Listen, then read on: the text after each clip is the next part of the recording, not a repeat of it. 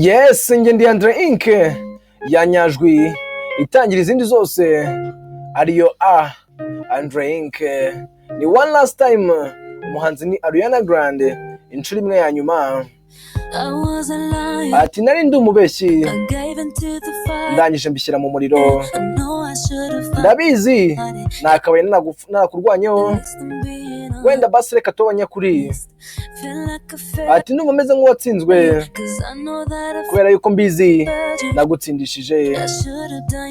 Nakabaye nagukoreye neza kubera yuko udashaka ubunyoma cyangwa se umunyabinyoma. Nawe ndabizi kaguhereza buri kimwe, gusa muhungu nigeze nguha. Nawe ndabizi ko ufite buri kimwe, gusa njye ntacyo mfite ntagufite. Akarimbo k'urukundo keza cyane. Ati inshuro imwe ya nyuma nkeneye kuba umwe uzagufata akakujyana mu rugo. Ati indi nshuro ndagusezeranya, nyuma y'ibyo nzakureka wigendere. Mukundwa simbyitayeho, nimba umufite mu mutima wawe,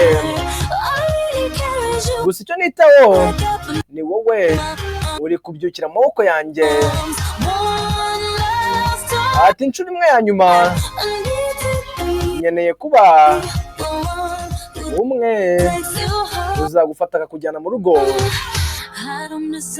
Ntabwo mbikwiye, nawe ndabizi ko nabikwiye, gusa gumana nanjye umunota umwe wonyine. Ndarahira nzabikora. Ntabwo ushobora kumbabarira koko nimba udashobora kuba wabigumana. Ndabizi ko ari amakosa yanjye, nakabaye naritonze, none ubu ndabizi kaguha buri kimwe uwo mukobwa muri kumwe. Gusa muhungu ibyo nigeze nguha byose wenda wo arabiguha.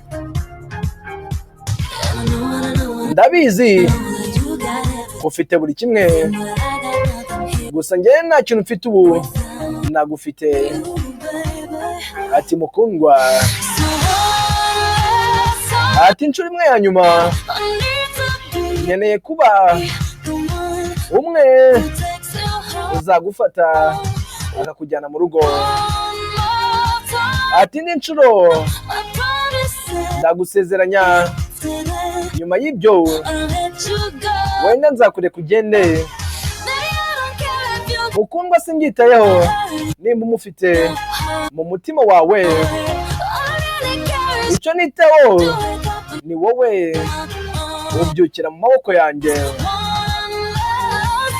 Inshuro imwe ya nyuma nkeneye kuba wa wundi uzagufata akakujyana mu rugo. Njye ndi Andre Inc. Kanda subscribe.